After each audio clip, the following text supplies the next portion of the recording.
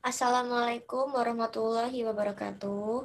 Perkenalkan, nama saya Dinda Rafika, NIM 2020 066 2040, Prodi D3 Analis Kesehatan.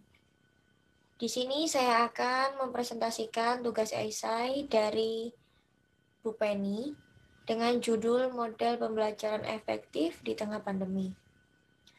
Dan mengapa alasan saya mengambil judul ini? Karena pembelajaran efektif di tengah pandemi sudah ditetapkan oleh Menteri Pendidikan tentang pelaksanaan pendidikan dalam masa pandemi ini. Bagian pertama yang akan saya jelaskan yaitu pendahuluan.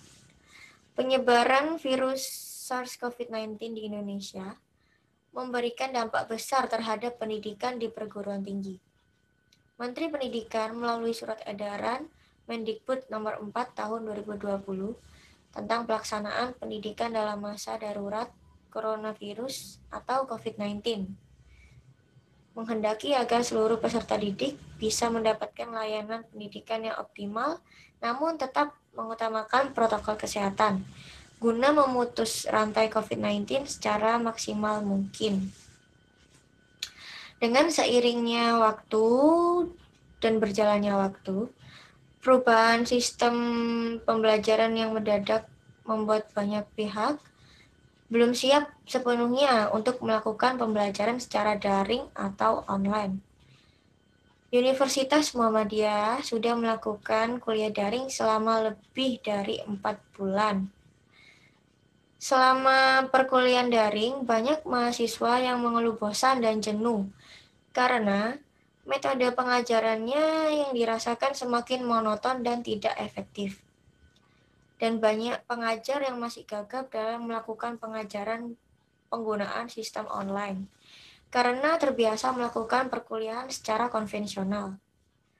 Dan beberapa dosen juga tidak memberikan umpan balik atau feedback dengan penjelasan materi dan klarifikasi yang telah dipelajari. Sebagai gantinya, dosen justru memberikan tugas yang porsinya lebih besar daripada kegiatan pengajaran. Harapan bahwa tugas dapat membantu mahasiswa untuk lebih aktif, kreatif, dan mampu belajar secara mandiri. Nyatanya tidak sesuai. Tugas-tugas tersebut justru menambah beban mahasiswa karena tugas yang diberikan dalam porsi banyak dan waktu pengerjaannya sangat singkat, serta seringkali bersamaan dengan pengerjaan tugas pada mata kuliah lainnya. Kita next lanjut ke bagian 2 yaitu isi.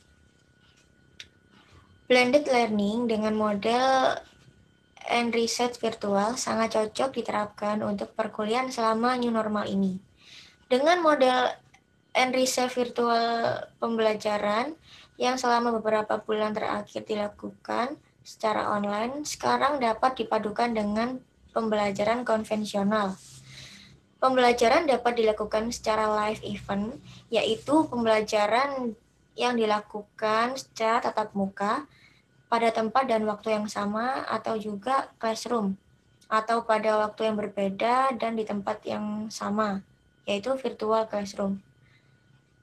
Virtual classroom dapat digunakan untuk memaksimalkan perkuliahan secara online dan meminimalisir perkuliahan secara tatap muka di kelas ini. Blended learning juga memberikan peluang kepada mahasiswa untuk melakukan pembelajaran secara mandiri sesuai dengan gaya belajar mereka. Kombinasi perkuliahan dengan tatap muka dan kuliah online akan memberikan pengalaman yang banyak dan belajar yang lebih interaktif. Porsi kuliah online yang lebih besar juga dapat memudahkan mahasiswa untuk mendapatkan berbagai bentuk materi pembelajaran yang dapat diakses kapan saja dan di mana saja dengan internet. Proses belajar juga akan lebih nyaman dan menyenangkan dan tidak monoton karena menggunakan metode dan media pembelajaran lebih variatif. Kita lanjut lagi ke bagian akhir, yaitu kesimpulan.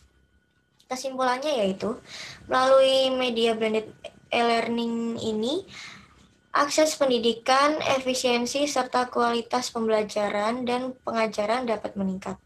Serta mahasiswa diharapkan dapat memanfaatkan media online untuk mengembangkan kemampuan berpikir kritis serta memiliki skill untuk berkomunikasi dan bekerja sama. Mahasiswa dan dosen juga diharapkan dapat cepat beradaptasi serta memiliki inisiatif untuk berinovasi serta inisiatif untuk mengakses dan menganalisis informasi guna mencapai pembelajaran online yang sesungguhnya. Ini saya akhiri. Mohon maaf jika banyak kesalahan kata. Saya akhiri tugas ini. Wassalamualaikum warahmatullahi wabarakatuh.